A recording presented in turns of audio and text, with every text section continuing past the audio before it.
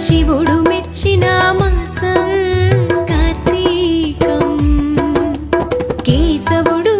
నచ్చిన మాసం కార్తీకం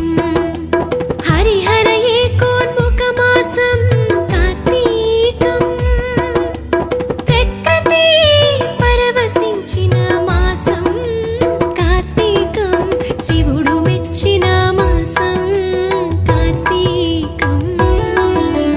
కేశవుడు